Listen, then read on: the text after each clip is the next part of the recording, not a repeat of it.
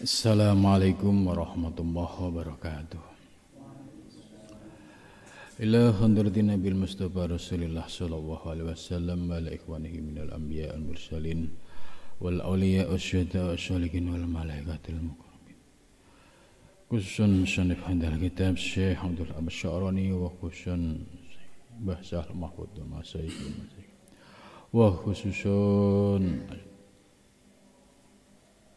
Laumul Fatihah. A'udzu billahi minasyaitonir rajim. Bismillahirrahmanirrahim. Alhamdulillahi rabbil alamin arrahmanir rahim maliki yaumiddin. Iyyaka na'budu wa iyyaka nasta'in ihdinas siratal mustaqim. Siratal ladzina an'amta 'alaihim ghairil maghdubi 'alaihim waladdallin. Bismillahirrahmanirrahim. Alhamdulillahilladzi allamani bi ulumil ulama'il muwahhidin wal muhaqqiqin wa arsyadani ila tariqil mustaqim.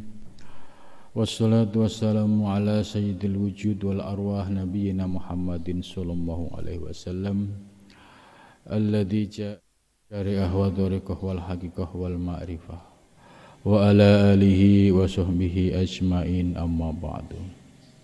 Subhanaka la ilma lana illa ma 'allamtana innaka antal alimul hakim. La haula wala quwata illa billahil aliyyil azim. Pagi ini kita melanjutkan kajian kitab Tanbihul Mukhtarin, masih pada bab tentang bagaimana membersihkan diri kita dari penyakit riya. Sebab ciri-ciri orang soleh ya, itu salah satunya bisa menjauhi segala bentuk riya dan menumbuhkan keikhlasan. Tanpa itu mustahil seseorang bisa menduduki sebuah derajat yang mulia di sisi Allah Subhanahu wa ta'ala. Sebab riya itu hakikatnya masih atau sering disebut dengan syirik khafi, syirik yang masih samar, yang tersembunyi. Qala mu'allif rahimakumullah. Wa kana Iyas bin Muawiyah akhali Ibrahim At-Taimi. Ini Syekh Abdul Asy'arani mengutip pendapat para masyayikh salafus sholih terkait dengan persoalan riya. Radhiyallahu anhuma. Wa kana, dan ada kullun, setiap minhuma dari keduanya, la yasna alal akhar. Layasnya tidak memuji alal akhor, atas yang lain, min waroihi, dari belakangnya. Ini salah satu peristiwa yang dialami oleh Iyas bin Muawiyah dan saudaranya Ibrahim At-Taimi. Keduanya ini menarik ya. Keduanya tidak pernah saling memuji, baik di depan maupun di belakang. Apakah ini baik ya? Tentu harus dilihat secara lebih utuh. Orang yang mendapatkan pujian dalam hal ibadah, kalau protek hatinya tidak kuat, pasti terseret pada arus ujub. Ujub itu heran diri. Ya, ini kalau dipuji oleh orang lain tapi protek di dalam dirinya tidak kuat, maka terseret arus ujub. Gitu. Maka orang-orang yang arif ya, itu bisa bersikap bijak ya, baik terhadap orang lain ya maupun terhadap murid-muridnya. Jadi kalau ada seorang guru ya melihat muridnya itu punya prestasi, punya keistiqomahan, punya kesungguhan gitu ya. Itu kadangkala tidak dipuji. Sebab kalau dipuji sama saja meletakkan pedang di leher murid.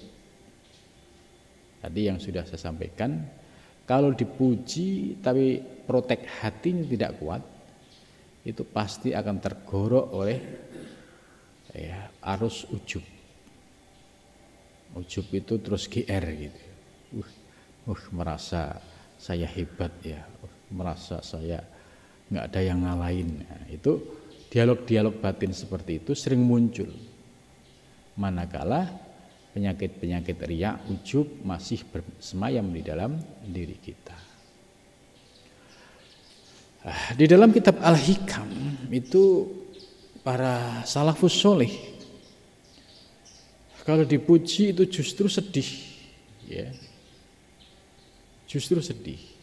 Bahkan mereka berdoa ya, dan doanya itu karena bagus saya hafal sampai sekarang. Itu ada di kitab Syarah Al-Hikam. Ketika ada orang lain memuji kita, tapi batin kita tidak siap, ya, itu ada doanya. Allahumma ij'alni khairan mimma yadunnun. Allahumma duh Gusti, ya, ij'alni jadikanlah saya khairan lebih baik mimma yadunnun dari sesuatu yang mereka sangkakan. Gitu. Jadi ya Allah jadikanlah yang lebih baik dari yang mereka duga. Misalkan mereka menduga kita soleh, mudah-mudahan kita benar-benar soleh di hadapan Allah. Jangan sampai lahirnya kelihatan soleh, tapi di hadapan Allah toleh. Ya. Toleh itu ya tidak soleh. Itu. Ini salafus soleh, orang-orang terdahulu kalau dipuji itu justru sedih sampai berdoa seperti itu. Wala tu'akhidni bima yaqulun, ya Allah janganlah engkau turunkan hukuman ya sebab apa yang mereka katakan gitu. Jadi mohon kepada Allah ya dengan ucapan mereka jangan sampai engkau turunkan hukuman. Misalkan hukumannya ya jangan kau gelapkan hati hamba ya Allah, jangan kau berikan rasa GR ya gedean rumongso ya Allah, ya jangan kau berikan rasa ujub, karena pujian itu sangat membahayakan kalau bagi orang yang memahami ilmu tasawuf. Maka kalau kita tidak dipuji ya pede aja, nggak usah sedih. Daripada dipuji terus ibarat pedang ditaruh di leher, kita sedikit ujub langsung tergorok, ya kan? Akhirnya muncul penyakit-penyakit kibir dan lain sebagainya. Itu. Apa yang disampaikan oleh Syekh Abdul Wahab Asy-Sya'rani, ya, melihat dua orang ini tidak pernah saling memuji, menurut saya ini baik. Itu.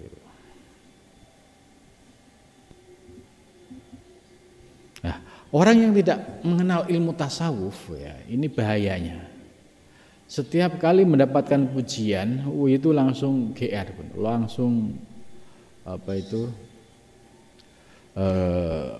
merasa, saya hebat ya, saya merasa gitu. Saya nggak ada yang nandingi ya, saya nggak ada yang ngalahin ya gitu. Ini ujub yang muncul di dalam diri kita. Kalau kita sadar, langsung istighfar, astagfirullah, ya Allah, saya ya nggak jauh lebih baik daripada pujian itu ya Allah. Gitu. Ini doanya, Allahumma ij'alni khairan mimma yadunnun wa la tu'ahidni bima yaqulun waghfirli ma la ya'lam. Dan ampuni ya Allah hamba dari apa yang mereka tidak tahu. Gitu. Wa yaqulu dan berkata, as-sana'u bermula pujian, ma'dudun itu termasuk bilangan, minal jazai dari balasan. Jadi pujian itu bisa menjadi sebuah apresiasi. Tapi ya perlu diingat, daripada kita diapresiasi kemudian runtuh amal kita atau muncul ujub takabur, ya lebih baik kalau orang yang paham diselamatkan dengan cara tidak dipuji, sekalipun memang dia memiliki prestasi. Ya, begitu juga kalau si murid punya protek rohani tadi, misalkan dipuji langsung la haula wala quwata illa billah, ya Allah, sesungguhnya saya tidak layak untuk dipuji ya Allah. Andai ada pujian itu sesungguhnya yang layak untuk dipuji hanya Engkau ya Allah. Nah itu selamat hatinya. Cukup dirasakan, cukup dipahami dengan bahasa batin. Tidak usah ditulis di status. Kalau ditulis di status ini riak lagi gitu. Jadi jangan sampai menghindari riak, muncul riak baru gitu. Walau uhibbu dan aku tidak suka, ya, naqso sawabil ahi, rusaknya pahala saudaraku bisanai dengan pujian.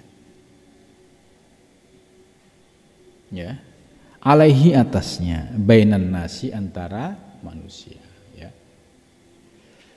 Jadi ini kalau kita bertemu dengan ulama-ulama ya salafus sholih atau ulama-ulama zaman sekarang yang mereka memiliki ya concern dalam bidang tasawuf dan tarekat ya, atau para mursyidin ya, itu memiliki sikap yang sangat bijak, wisdom.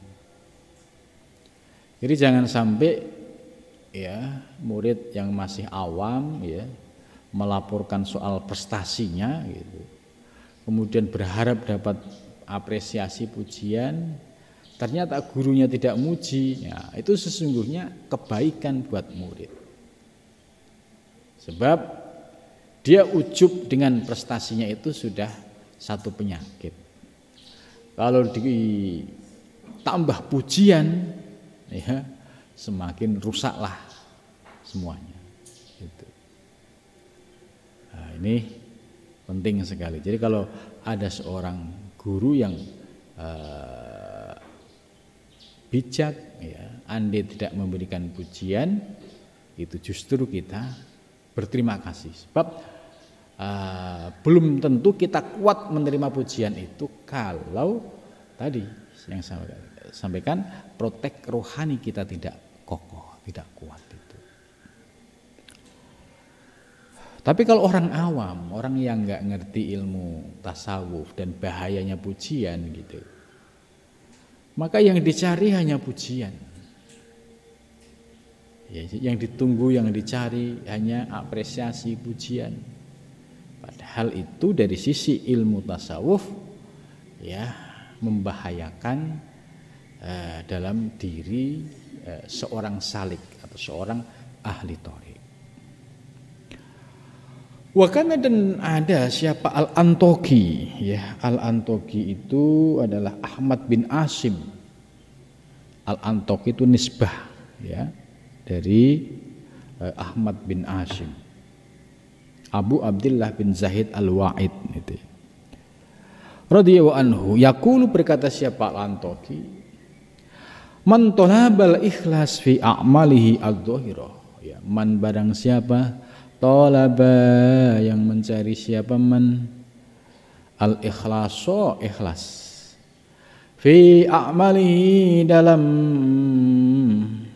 amal-amalnya adzahirati yang dohir.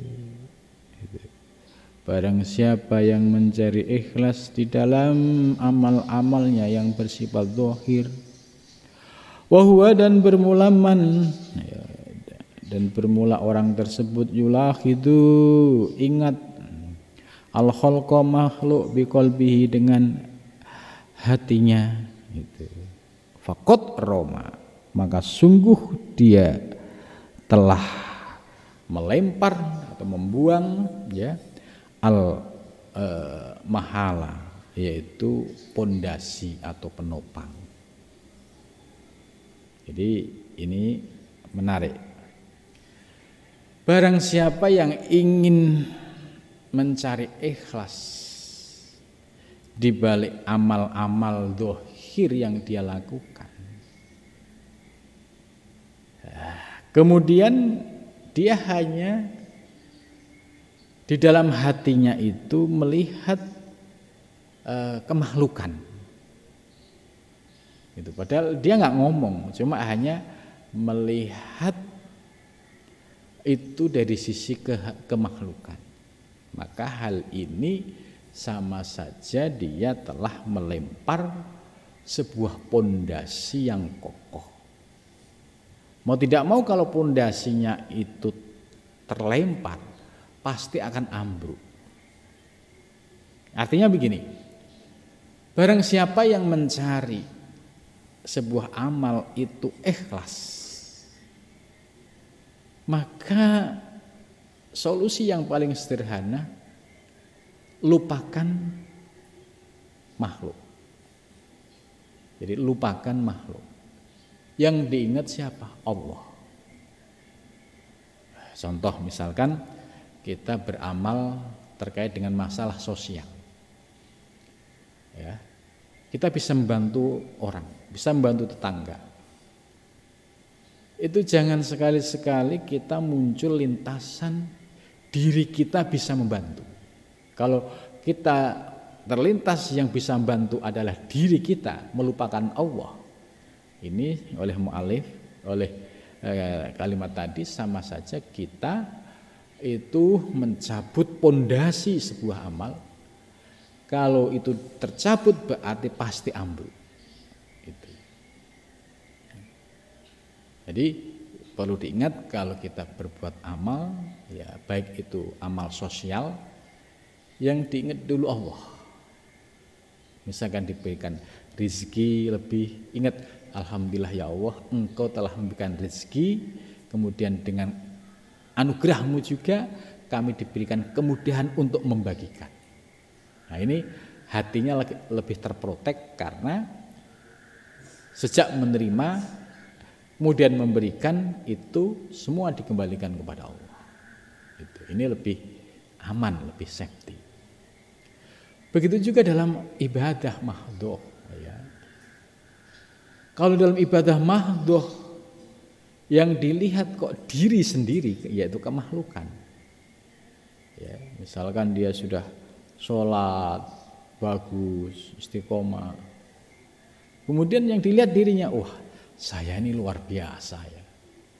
Kalau dibandingkan sama teman-teman saya itu, wah mereka nggak ada apa-apanya sama saya itu. Jadi sayanya itu semakin terucap, dibanggakan. Kemudian setelah sayanya dibesarkan, Allah yang sirna itu. Karena yang muncul keakuan. Saya bisa istiqomah. Nah, ini ya karena kesungguhan saya gitu. Jadi sayanya yang muncul. Kalau orang yang arif, orang yang bijak, orang yang paham tasawuf, alhamdulillah ya Allah, Engkau beri kekuatan hamba lahir batin sehingga hamba dapat melaksanakan perintah-Mu dengan baik ya Allah. Mudah-mudahan Engkau jaga hati kami dari segala penyakit-penyakit batiniah. Itu akan berakhir dengan aman. Ya, daripada kita tadi ya, muncul keakuan diri di dalam beramal. Nah ini pondasi kita kalau mau amal kita ikhlas, jangan melihat makhluk, atau jangan melihat diri kita, tapi lihatlah Allah, kembalikanlah kepada Allah, itu sebagai solusi supaya amal kita termasuk amal yang ikhlas, jauh dari riya, jauh dari ujub dan takabur. Ya. Fa innal ikhlasu, maka sesungguhnya ikhlas imaul qalbi, itu airnya hati gitu. Jadi ikhlas itu sebagai air yang menghidupi hati kita. Alladzi bihi hayatuhu, yang dengan air hayatuhu hidupnya hati. Jadi dengan air pula hati ini menjadi hidup. Itu ikhlas. Jadi artinya kita mulai belajar dari sekarang dan mempraktekkan dari hal yang sekecil apapun. Misalkan hanya sekedar nyapu kotoran, tapi didasari dengan keikhlasan, itu sampai kepada Allah. Ya, hilangkan keakuan. Itu. Ya, kalau misalkan muncul tadi perasaan ujub, riya, ya, langsung dibersihkan dengan la haula wala quwata illa billah. Ya Allah, hamba tidak ada daya dan kekuatanmu ya Allah. Itu. Ya. Sebab kalau ibadah kita ikhlas, itu sama saja itu sebagai air kehidupan yang menghidupi hati kita. Ya. Sebab kebalikannya waria dan penyakit riya, yumituhu, itu mematikan hati. Itu bisa dilihat orang yang orientasinya kalau beramal riya, ya, itu bisa dilihat. Itu akan menjadi attitude, ya, kebiasaan. Contoh kalau dia beramal bantu masjid, bantu pesantren, nggak diumumin, itu rasanya nggak sempurna bagi dia. Orang lain nggak denger itu, wah ini nggak kayak seolah-olah ini nggak sempurna ini. Padahal ini penyakit yang jelas-jelas meruntuhkan amal ibadahnya. Nah, orang yang demikian hatinya ini sudah hati yumitu, hatinya mati. Ya kalau enggak dekat ulama tasawuf yang bisa menyadarkan, ya dia hanya berkumpul dengan ulama-ulama yang ya lahiriah yang tidak memperhatikan aspek batin, itu ya kasihan. Enggak ada yang bimbing, enggak ada yang mengarahkan, sehingga apa yang dilakukan dengan amal jariahnya, misalkan sedekahnya karena dia termasuk ahniya kaya, tapi nggak ada yang mengingatkan bahwa ya keinginan hati ketika beramal itu supaya didengar orang, dicatat, publikasikan, bahwa itu adalah membahayakan amalnya. Kalau nggak ada yang ngasih tahu, ya dia selamanya akan seperti itu. Dampaknya nanti ketika di akhirat, ya, dia merasa pede karena banyak amal, di akhirat dicek, loh kok saya minus, gitu kan? Kemana amal saya kemarin? Ya malaikat ngomong, khud, ambillah sawaba amalika, pahala amalmu, ya, ila taroi, kepada orang yang kamu jadikan tujuan riya itu. Gitu. Ya. Akhirnya sedih. Gitu. Jadi riya ini penyakit sederhana. Nah, ini harus dibersihkan dari kita. Apakah membahas ilmu riya ini menjadi ilmu yang segmented untuk orang tua? Ya tidak. Ya, menurut saya sejak akil balik dia kena taklif syar'i. Sejak itu dia belajar tasawuf, paham mana hal-hal yang bisa membahayakan amal, itu lebih baik, ya, karena dia sejak dini sudah preventif, hati-hati, ya, supaya amalnya ini termasuk amal yang mukhlis, amal yang ikhlas, dan orang yang menjadi mukhlis itu. Ini penting, edukasi ini penting. Maka menurut saya ajaran tasawuf nggak ada salahnya dikaji anak-anak muda, anak-anak milenial. Karena ini membekali mereka supaya selamat di dalam beramal. Kalau mereka tidak dibekali, ya kasihan sekali. Nampaknya amalnya banyak, tapi rapuh semua. Jadi, faqad roma al-mahal tadi. Sama aja dia membuang pondasinya. Itu. Jadi warya yumituhu, riya itu mematikan hati. Orang-orang yang sudah menikmati riya gitu, enggak dipuji sekali, enggak, itu rasanya enggak sempurna dia. Loh, saya amal begini kok ngelihat kiri kanan enggak ada yang muji nih gitu. Jadi menunggu pujian. Nah, ini bahaya gitu. Wa kana Yusuf bin Asbat radhiyallahu anhu yaqul, dia yaqul berkata siapa Yusuf bin Asbat, ma hasibtu nafsi qattun, ma hasibtu aku tidak pernah menghitung nafsi diriku qattun babar blas illa wadhaharuli annani muraid, kecuali telah nyata bagiku bahwa saya adalah ahli riya. Itu kan khalisun yang ikhlas. Jadi Syekh Yusuf bin Asbat ini setiap hari selalu muhasabah. Ya. Apakah amal ibadahku dalam sehari semalam tadi ada gak riak-riak yang muncul di dalamnya? Dicek, dimuhasabai gitu. Misalkan ada, ya Allah ampuni ya Allah kalau tadi amal saya masih riak. Mudah-mudahan ke depan Engkau jaga hati kami supaya tidak jatuh pada riak lagi ya Allah. Nah, ini muhasabah itu perlu dilakukan. Jadi perlu teori ilmu, perlu praktek, ya perlu muhasabah, perlu cara mengembalikan kepada Allah Subhanahu wa taala. Wa kana Al-Hasan Al-Basri, dan ada siapa Al-Hasan Al-Basri radhiyallahu anhu. Yaqulu berkata siapa Hasan Al-Basri, ini sufi yang masyhur ya pada zaman Rabi'ah Al-Adawiyah, Hasan Al-Basri. Yaqulu berkata siapa Hasan Al-Basri, man barang siapa dhamma yang mencela nafsahu dirinya fil mala'i dalam keramaian, faqad madzaha, maka sungguh dia telah memuji nafsunya.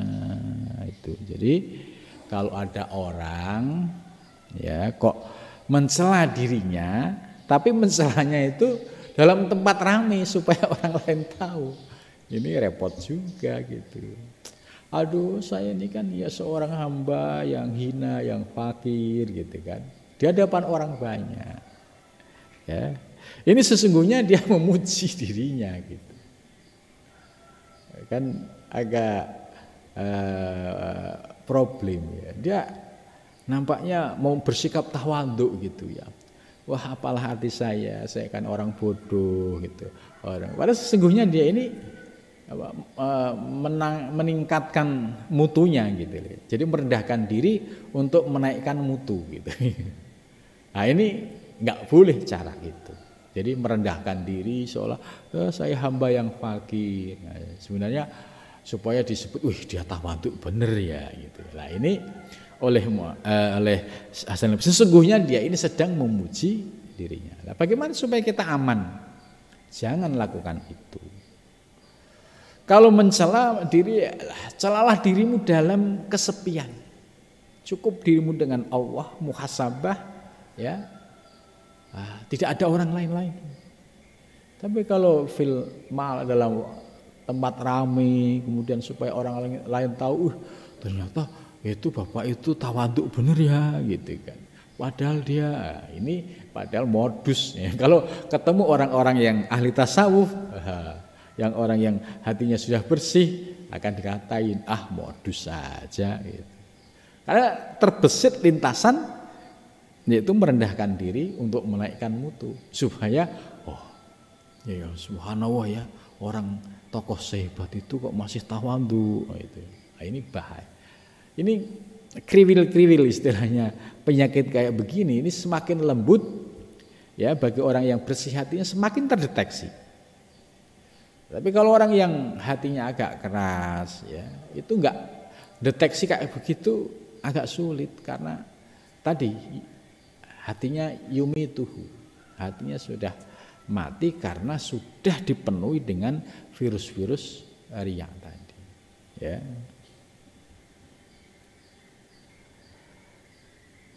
Wakana Ibnu Samak dan ada siapa Ibnu Samak radhiyallahu anhu yaqulu berkata siapa Ibnu Samak lau annal murai jikalau sesungguhnya orang yang riya bi ilmihi dengan ilmunya riya dengan ilmunya. Nah, ini juga bagus sekali.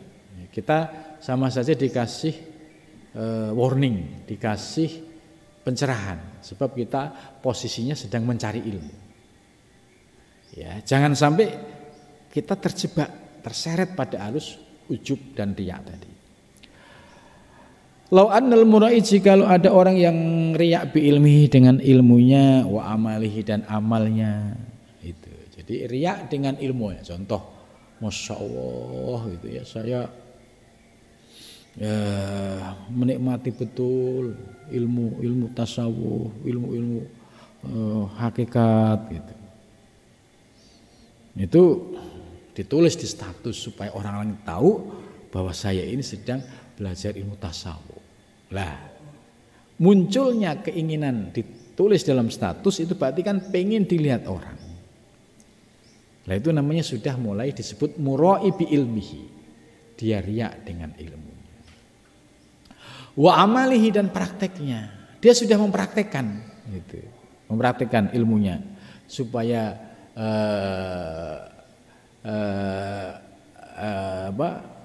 kelihatan solehnya gitu ya, supaya kelihatan solehnya. Masya Allah, saya menikmati betul gitu ya.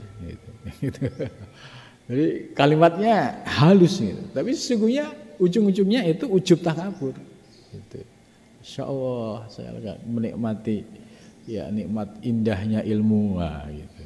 Itu termasuk ya munculnya murai bi ilmihi wa amalihi. Sebab dengan munculnya niatan tadi ingin memamerkan ilmu, memamerkan amal, ya ahbarun nas, dia akan memberikan kabar kepada manusia bima fi dhamirihi, dengan apa yang disembunyikan di dalam dirinya. Gitu. Masya Allah kemarin ya alhamdulillah saya dipuji teman, tapi saya tidak terpengaruh gitu.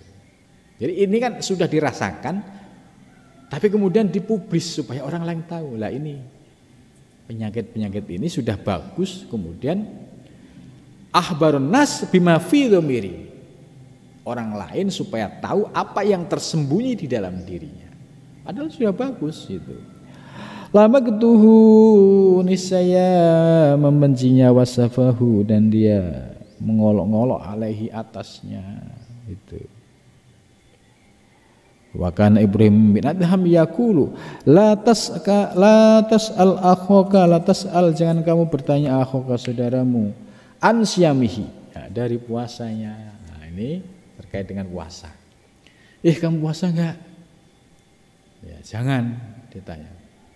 Sebab kalau ana shaimun itu dalam hadis kan ada itu teksnya. Kalau ditanya misalkan ada yang ngajak berantem ana shaimun, ya, dilihat dulu. Kalau misalkan mengucapkan ana shaimun kok muncul ujub takabur, ya, lebih baik ditahan itu. Fa innahu ingqala, maka sesungguhnya dia ingqala jika berkata ana shaimun, aku sedang puasa, farohat nafsuhu, kemudian nafsunya itu senang.